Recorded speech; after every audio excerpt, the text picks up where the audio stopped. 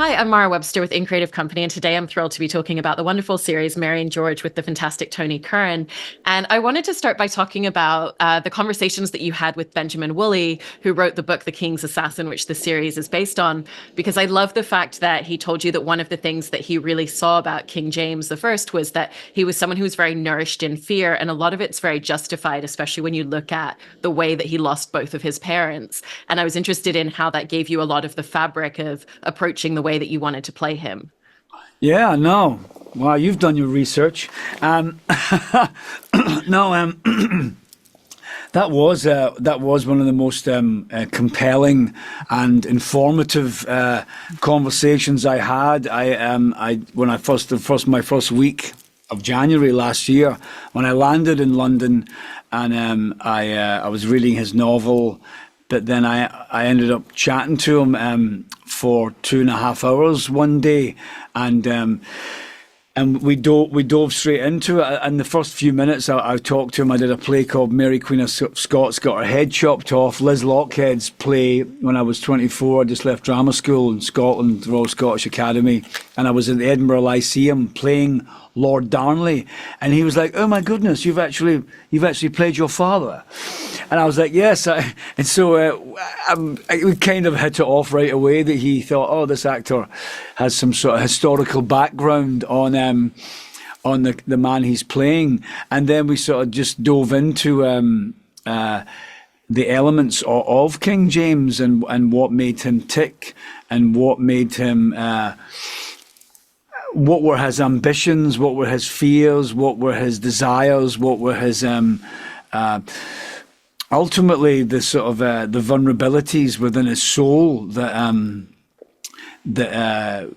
we talked about? He would always look at me and say, what do you see? And he would show me photographs or paintings of King James. And it was almost like a tutor-pupil relationship that I had with him, frankly. And I was like, what do you mean? And he's going, look at it again. What do you see? And I was looking at King James as sitting on the throne. And I thought, well, he doesn't look like a man who frankly wants to be there. So we kind of went from there, and the sort of the trauma, obviously, that you mentioned from his mother being executed, his father being assassinated, and the these sort of elements of a young person and how he would carry on with the rest of his life. And I think that I'm hoping a lot of people might relate to King James with the fear that he had, the vulnerabilities that he's had. So that was kind of where we sort of started, and but subsequently, after that first interview, I would keep correspondence with Benjamin and talk about certain elements of it. But a lot of it came from David's script, DC Moore's script, which was so beautifully written, and I'm sure all the other actors will feel the same. That some of the dialogue we had to say was so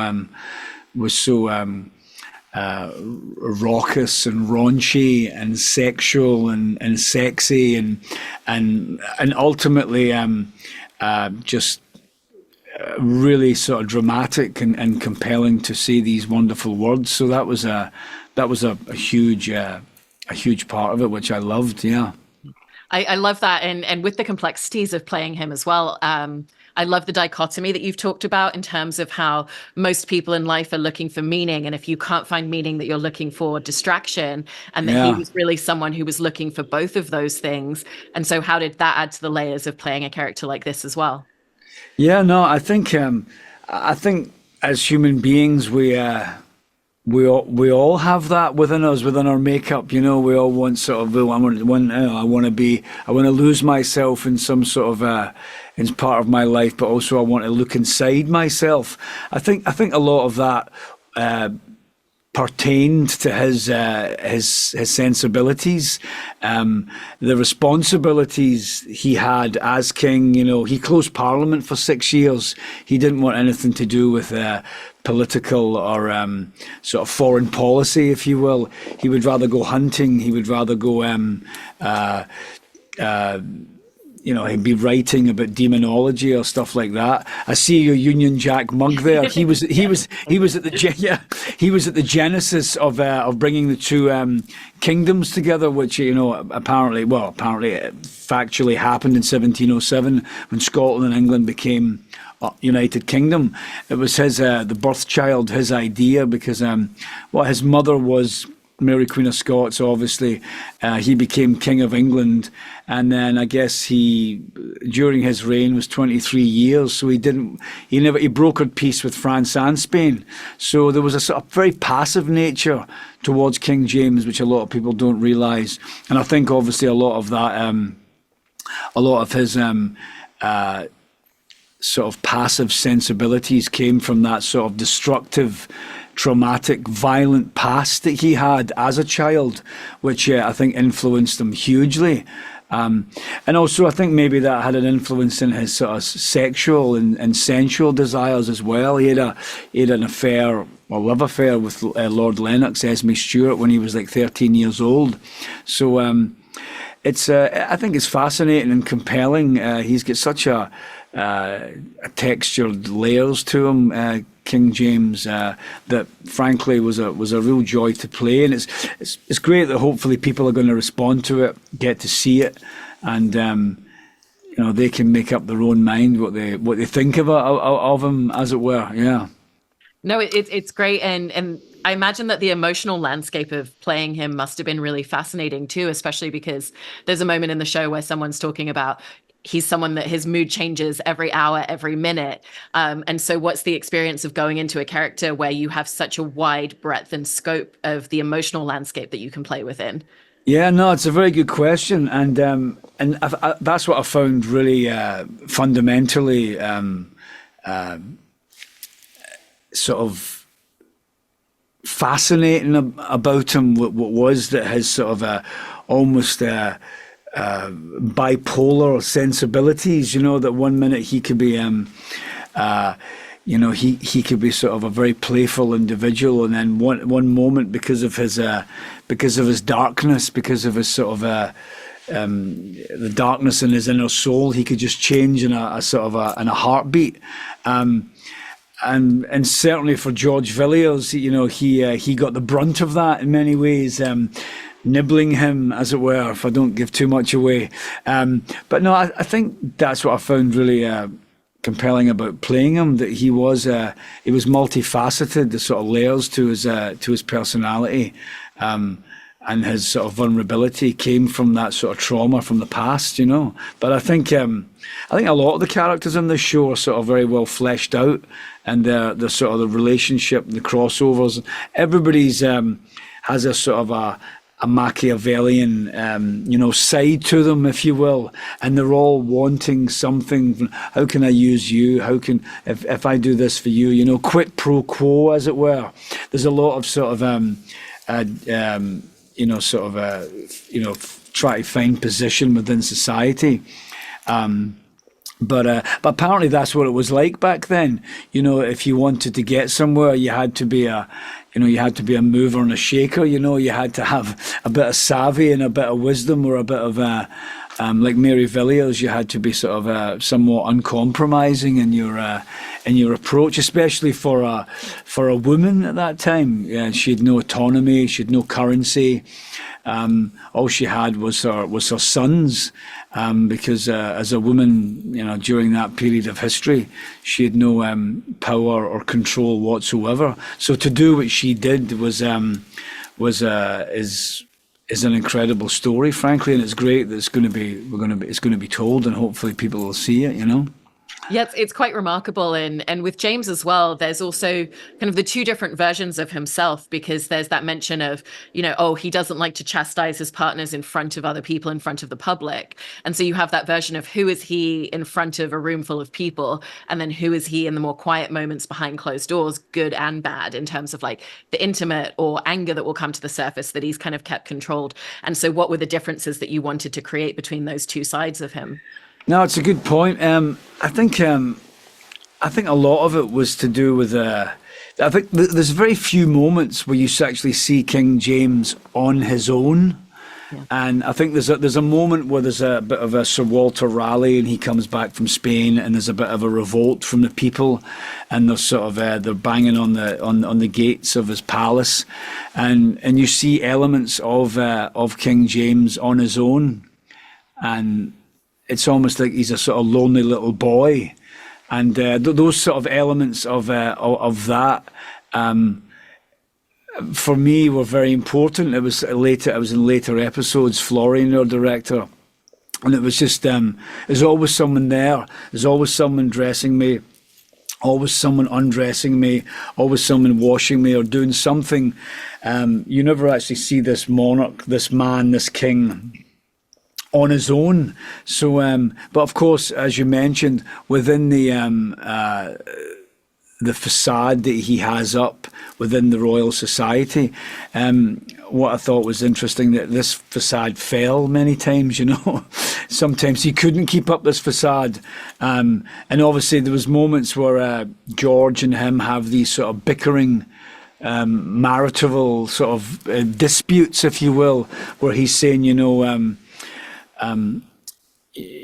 my table placement had me a chap's arse, but and then he starts accusing me of flirting with other people, but I think within the story, James's sensibilities he seems quite authentic, he's not trying to put on a show, he's not trying to be somebody he's not, but I think he's quite a wise character, but a lot of the time he just doesn't want to be a king. He doesn't want to bear that weight of responsibility. And as you mentioned earlier about finding meaning or finding distraction, I think he's tried to find meaning in certain things, but when he couldn't, he was like, okay, well, it's time for distraction. So I think he went down that path. Sometimes that path can be quite destructive, and ultimately, you have to watch the rest of the show, I guess, to see. Oh, you have watched the rest of the show, have you? I have. I just finished episode 7. Oh, you have? 7? Oh, yeah. My God, you have. Okay. Well, then. I don't want to give away too many spoilers, but yeah. I said to Nick earlier, power corrupts, but absolute power corrupts absolutely. And I think if you have power, it's good to keep a bit of gratitude and a humble nature, but I think poor George falls into hubris and arrogance, and sometimes that combination doesn't bode too well. I also love the fact that you were just describing King James as someone who's a bit of a lonely boy at times, because there is kind of this sense of arrested development, and there is a part of him that still exists, stilted in childhood. And so where did you view those moments of the fact that he's still a little bit regressed? Because as much as he has all this power, like you were just describing, he also has people to kind of pick up the pieces, do everything for him, and say yes to everything. Yeah, no, it's a good point, actually. I think there was the weight of that responsibility, and then he would lean on people like Robert Carr, or he would lean on individuals like George Villiers to do his dirty work, to do the sort of political the political agenda of the day. But I guess as he got older, they had nine children with Anne of Denmark. Only 3 survived to parenthood.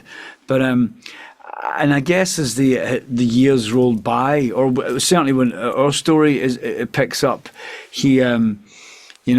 people are moving in avenues that certainly Mary Villiers want Robert Carr removed. And I guess when I find out about the plot, about the Overbury figure, without giving too much away, I think a lot of what makes James tick is loyalty. And when he finds out that people have been disloyal to him, he can be quite affectionate and quite maybe not saying he's sort of, what's the term, naive. But I think when he finds out that people have been trying to pull one over on him, then his wrath is is absolute, and certainly a few of the characters within the show, when they betray him, they find out that they won't be around for too very long. But then when he finds out that George and Mary are ultimately, to be trusted, he he sort of falls for both of them deeply, and that's obviously is a good thing in our story, but obviously it ends up not to be so good at the same time. And with the relationship that he has, that you and Nicholas developed for the series, there's so much complexity to it, because it kind of starts as this initial physical attraction. And then, like you said, he starts to really trust him and see him as someone with loyalty. But there are times where he kind of goes back and forth, and there's a lot of push and pull in terms of that, along with the power dynamic that's very different between them. But you have George kind of gradually being pulled up closer to his level because James gives him certain essences of power. And so how did you and Nicholas really set about all the different layers and complexities? Yeah, no, I think it became, I spoke to Benjamin Woolley about this, there became a point where it was like King James was just exhausted with affairs of state, if you will, and he just couldn't be, he was bemused by it all, he was overwhelmed by it all, and it was like, George, you're my lover, you're my friend, but you're also my political confidant. And I'm like, okay, can you deal with this? Because I don't really have the energy to deal with this. And I think there's almost elements that I spoke to Florian, our director, that I felt like in later episodes or later in James's life, near his death, that he almost, it was almost like he was wanting to let go of responsibility, let go of his leadership, and almost let go of his life in many ways. He was sort of just drifting away. He was becoming iller. His drinking was getting heavier, and then he obviously entrusted George and my son Charles with the responsibility with trying to broker peace with Spain, which obviously didn't go very well, and ultimately that, because that did not go the way I wanted it to. Without giving too much away in our story, that was a very poignant moment in our story, which ultimately leads to a very dark moment in episode 7. He says, trying to be as ambiguous as possible. No, you've done such a great job at giving. It's quite intense, the last episode, isn't it? It is. It's fantastic. And did you expect that to happen? What happened at the end? No. In the best way. Right. Yeah. Well, thank you so much. I mean, you've given such wonderful insights whilst doing a beautiful job at not giving too much away. So congratulations on a brilliant. No, thanks for your lovely questions. I appreciate it. Thank you.